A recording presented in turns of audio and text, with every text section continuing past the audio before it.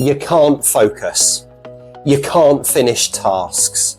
You start 10 things and finish none. You also feel like you're pulled in multiple different directions. You may even lack motivation to go and do stuff. Do you find yourself defaulting to scrolling on your phone or cheap things to keep your motivation alive, stuff that isn't good for you? You might use alcohol or stimulants or something along those lines just to keep you going. Look, it's not your discipline. Your discipline isn't the problem. There is a hormone that is working against you. So, welcome to Longevity Masters. I'm your host, Grant Hutchby, and this show was built for male entrepreneurs to reverse their biological age and claim back time that they would have never had otherwise, because I fundamentally believe that longevity is the highest form of providing. And this goes towards my longer term mission of helping 1,000 male entrepreneurs reverse their biological age by 10 years. That's 10,000 years of prime time given back so that you can provide for your loved ones at the highest possible level. And today, my friends, we are diving into the first section of clean, which is part of the field process. So it's the first section of clean. It is also the beginning of the neurological rhythm. So we've just done the fixed cycle, which included the circadian rhythm and the metabolic rhythm. And now we're moving on to a whole new cycle and a whole new rhythm. And this is one of my favorite hormones, which is dopamine. So a lot of people think that dopamine is the pleasure hormone or the hormone that makes you feel good, where it's not really. It's the driver hormone. It's the hormone that makes you want to do something. It's the motivation to go towards something as opposed to the pleasure of doing that thing.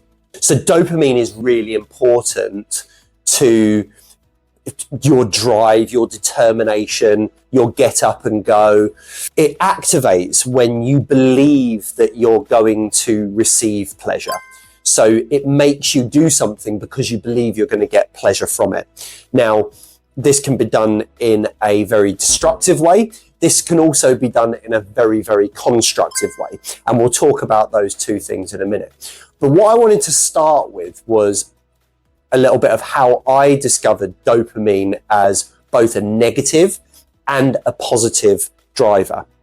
So in my life, I grew up with technology, with mobile phones, with screens. I was the first generation of people, teenagers, that had mobile phones. I got my first phone when I was 14 years old.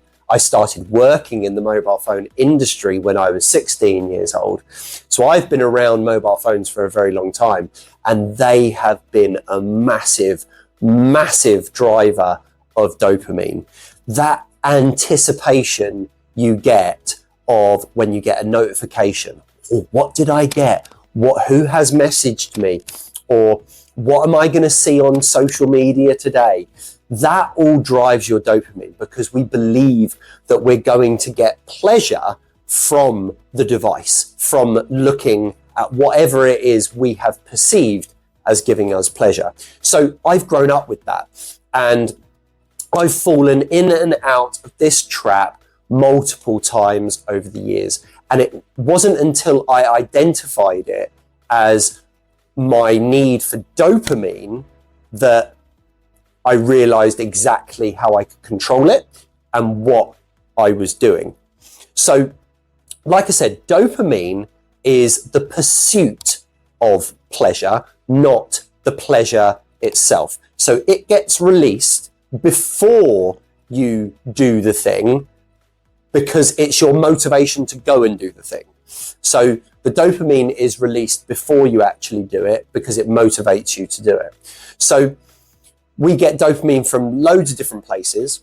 Obviously, screens, devices, things like that. That's a negative way of getting it. Another negative way I used to get dopamine was through stimulants. So all throughout my life, when I was younger, there was drugs involved, and you can get a massive amount of dopamine from illegal drugs that you take. You also get dopamine from caffeine, get dopamine from alcohol, and a lot of these destructive ways give you easy dopamine hits. Now, this is what I mean about negative ways to get dopamine. Usually, not all the time, but usually the negative way to get dopamine are the easy routes to get dopamine. Take something, the anticipation of the high that you're going to get from something that you take, alcohol, drugs, caffeine, whatever that might be. That's a quick hit.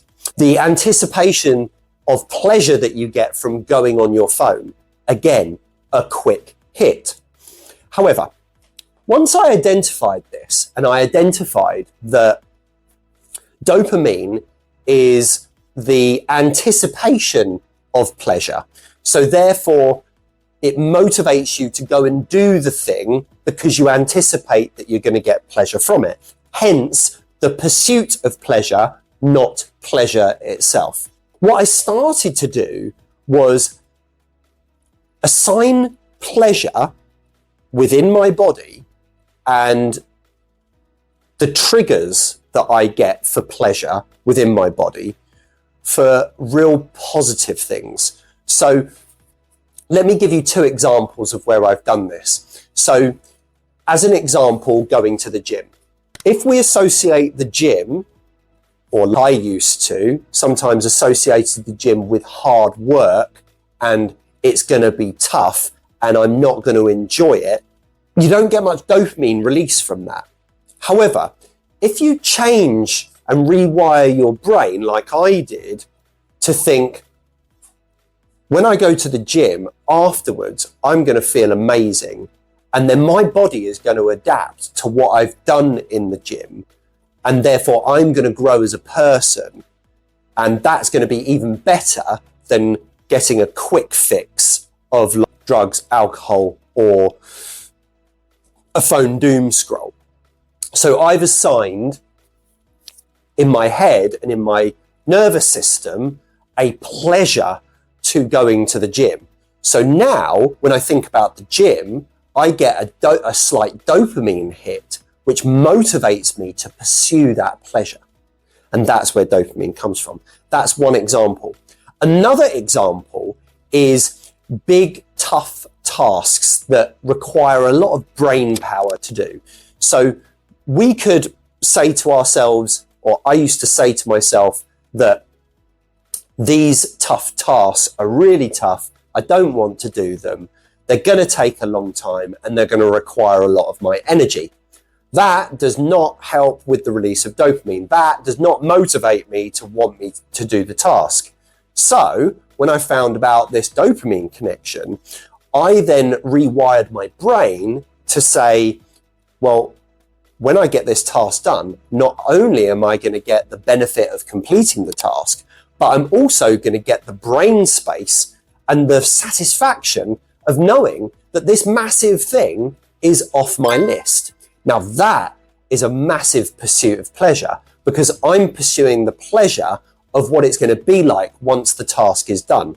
Not just the result of doing the task, but the result of the fact that I don't have to do it anymore. And that to me is a lot of pleasure and a lot of brain space. And I rewired my brain in that way. So if your brain is currently wired to think, I don't want to do these tough tasks, or I don't want to go to the gym, if we rewire our brains to think about the benefits, the positives, and the actual pleasure that you're going to get from doing these tough things, then that will start the release of dopamine when you need to do them.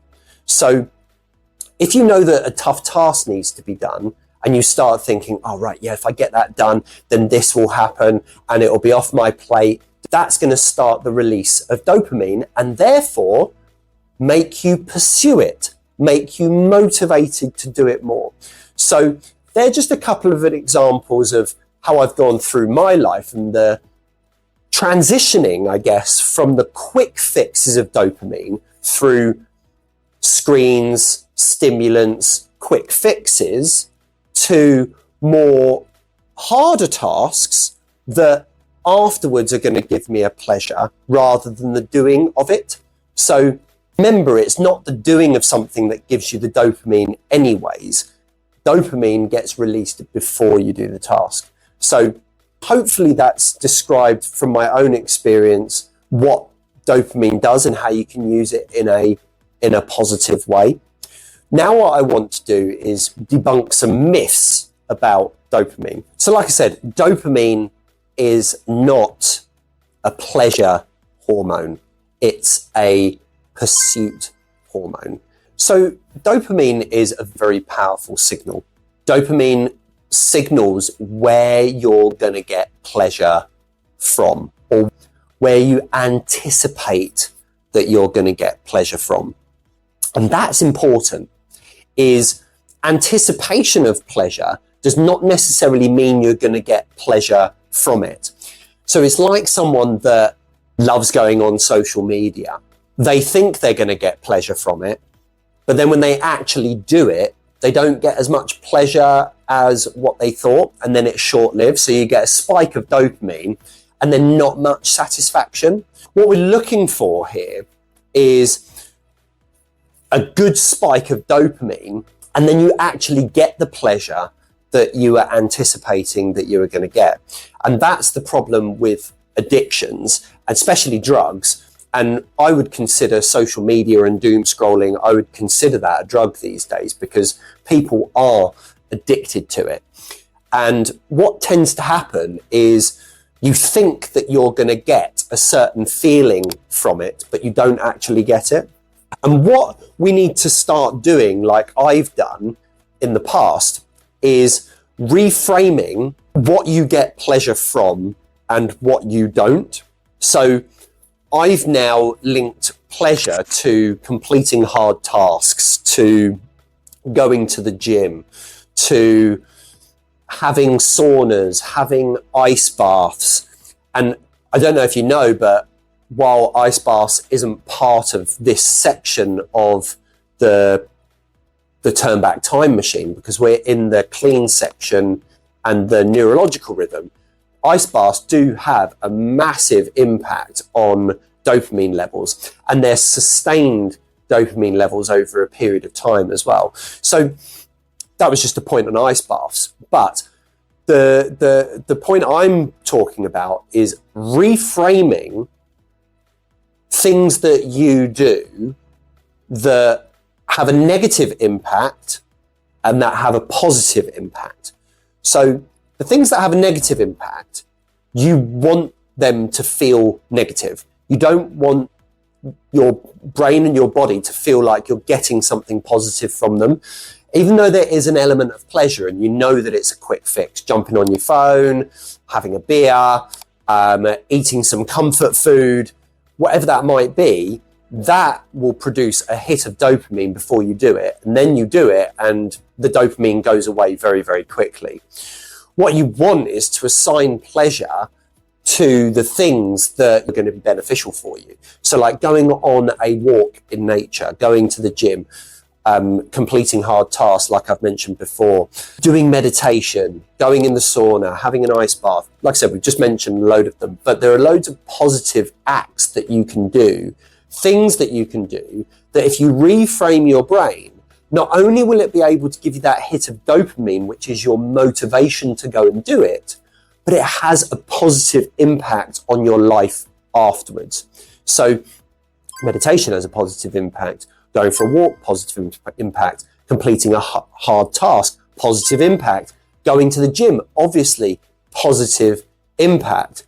Whereas the easy quick fix dopamines with drugs, alcohol, quick fixes like scrolling on your phone, whatever that might be, Netflix binges, they're all easier to do, which is why they give a quite easy spike of dopamine, but they don't give as much lasting pleasure as the other things. So I think that's a really good way to differentiate it. What you want to try and do is have almost a slight delayed but lasting amount of pleasure rather than an instant, quickly fading amount of pleasure. So hopefully that gives you a really easy way of identifying whether the thing that is giving you your dopamine hit or your drive to go and do it is motivated by a slight delayed amount of pleasure, but much longer lasting pleasure, or is it an instant amount of pleasure that doesn't last very long? This whole concept of delayed gratification works amazingly with dopamine.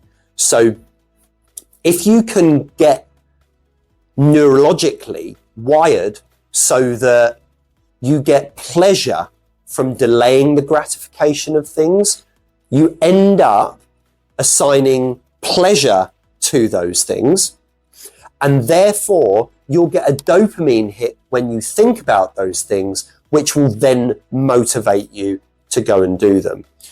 So I'm trying to find different ways of explaining how dopamine works so that you can see how it fits into your own life. What do you get pleasure from? And when do you find yourself getting motivated to do those things? So when we get tired and we're done for the day, normally our dopamine stores are depleted quite a lot, and we do default to those quick fixes. And do you know what? Sometimes at the end of the day, with a bit of Netflix or a bit of a flick through Facebook or Instagram or TikTok or whatever, no, is not going to hurt you. But if you do that stuff at the beginning of the day, you're ruining all of your motivation to do the tough stuff, like going to the gym, like having an ice bath, like doing a tough task that you should have done that requires a lot of brain power. So if you're going to use the quick fixes, use them more at the end of the day than the beginning of the day. So this just brings us back to the rhythm and the cycle that we're in. We're in the neurological rhythm. The neurological rhythm is all about rewiring your brain to be motivated and get the right stimulus for what it is that you're doing. And this is quite nicely in the clean part, the clean cycle of the turn back time machine. Because when you rewire your brain, you're cleaning out all those neurological pathways to break up the ones that are damaging to you at the beginning of the day, when you just sit there and scroll through your phone, or you get caffeine hit after caffeine hit.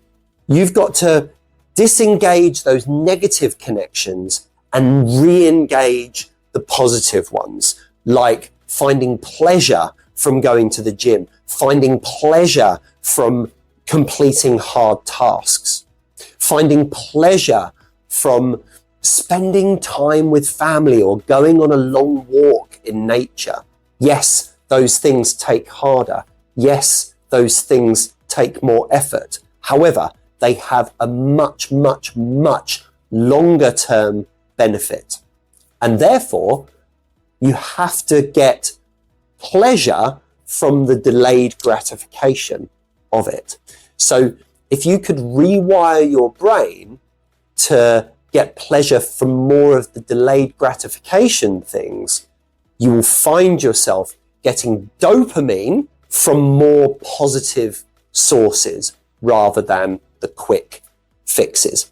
And dopamine works best when you've had to put effort into something. In this modern world, we don't want to put effort into anything, but dopamine responds in its most positive way, and it's managed more effectively when you attach it to things that require effort. And I think that's a really good way to position it. But I've written something down here, and your brain needs cycles of focus, effort, and reward. Now, if we're constantly in focus, then we never get the reward. If we're constantly in effort, we burn ourselves out. And if we're constantly in reward, we don't know what pleasure is anymore. And that's why if we're constantly rewarding ourselves with stimulants and social media scrolling, it becomes less and less pleasurable. So that's why we have to go through these constant cycles of focus, cycles of effort, and cycles of reward, so that our neurological pathways and dopamine and motivation to go and do something are at its most effective. So hopefully that makes sense to you. I'm trying again to explain it in lots of different ways so that you can see how it relates to your life. But this focus, effort, reward cycle is really important, because what that does is it realigns how your brain ticks over. And the better your brain releases certain hormones, the more engaged and motivated you're going to be to do the hard stuff that is going to get you the long-term amount of pleasure rather than the short-term quick fixes. And I think if you can just identify which ones are your short-term quick fixes and which are your long-term pleasures, you can then start to realign how your brain is wired. And just remember, your rhythms run your life, so master them. This is why we are running the Turn Back Time machine in rhythms, cycles, and hormones. Remember, 3 cycles, 6 primal rhythms, and 12 hormones. That's it. That's how our body runs. And if we can master them, we can reverse our age. So just a couple notes that I made, which I think is really important to highlight. So to get effective management of your dopamine drivers, firstly, your environment needs to be right. So if you're constantly getting distracted by notification and things in your environment that are going to pull you away from what you know you need to do, that is going to inhibit your dopamine massively, because you're going to get distracted onto other things.